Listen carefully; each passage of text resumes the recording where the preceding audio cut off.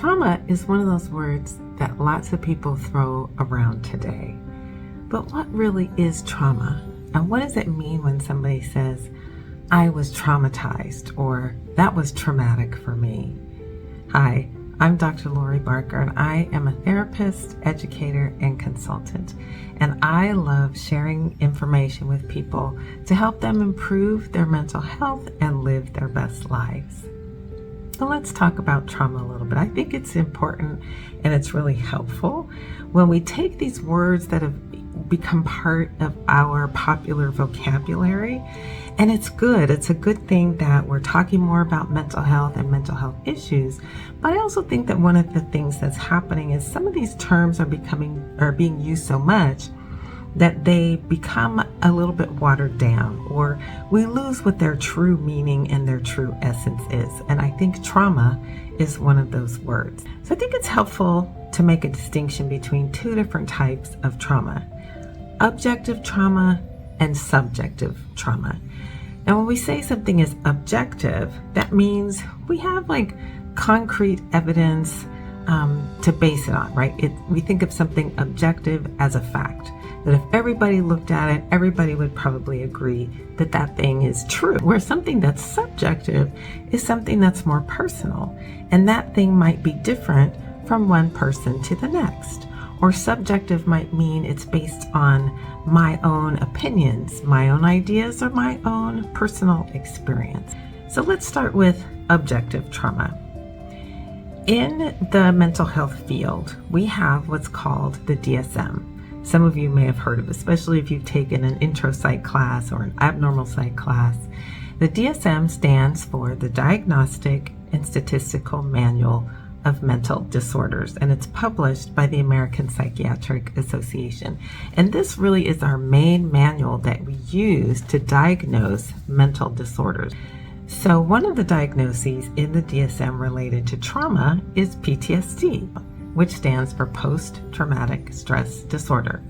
And in the DSM, they give us the objective definition for what a trauma is. So part of the objective definition of a trauma is that the person has been exposed to real or threatened death, serious injury, or sexual violence.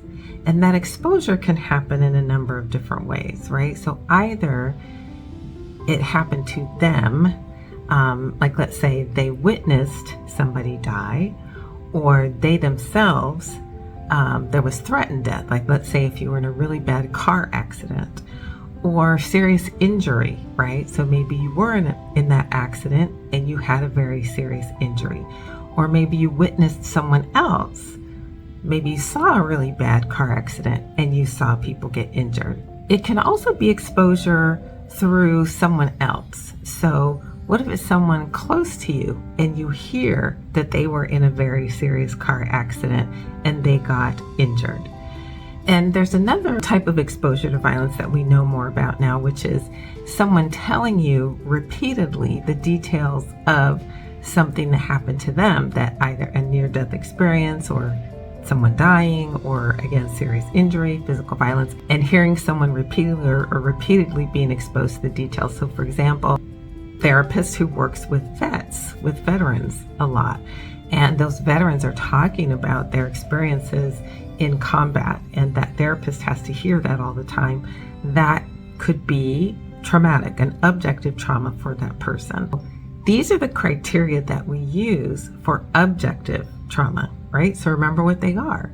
It's if in some way you've been exposed to death, serious injury, or sexual violence, whether you experienced it yourself, you witnessed it happen to someone else, or someone else told you about that.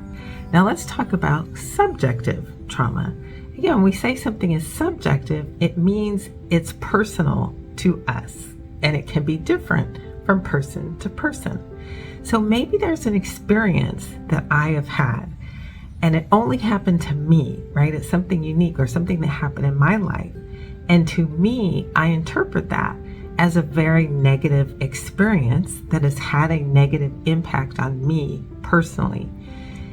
Whereas the same thing might happen to someone else, but they don't react to it to the same way, or it doesn't have the same negative impact on them. That could be subjective trauma, right? So if one of my clients comes in and they're telling me about a breakup with a significant other, and they say to me, this breakup was so bad that it was traumatic for me.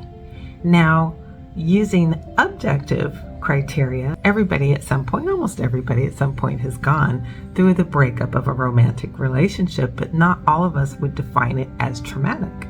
But for that individual person, they are defining it as a trauma because of the significant negative impact it had on them personally.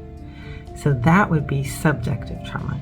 So I hope that makes sense, right? Objective trauma, the first type, something that by definition that professionals in the mental health field have developed, right? It's something objective that pretty much everybody would look at and say, yes, that is a trauma, versus subjective trauma, where it's something that maybe for other people it wasn't traumatic, but for that individual person it was. It had a significant negative impact on them.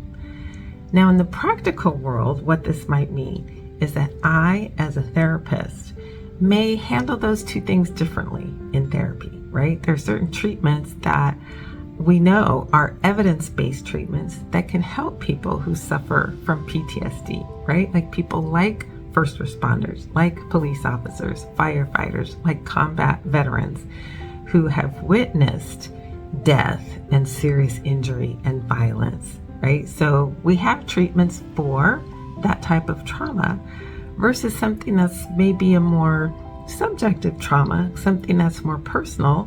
Again, if we use the example of my client who tells me that their breakup of their romantic relationship was traumatic, then I may handle that differently in therapy. And I'm not saying that one of these is more valid than the other. They are both true and they are both valid, and they both have a negative impact on people, and they both warrant mental health treatment, right? So if someone comes in and they're saying, I've suffered trauma and I need help, whether that is an objective trauma that they suffered or subjective, they still deserve to have mental health treatment. Both of those things are valid.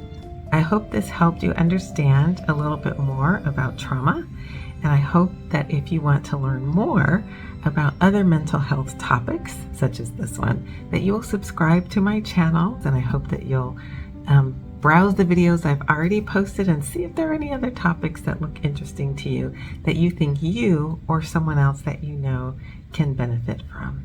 Thank you so much, and I'll see you in my next video.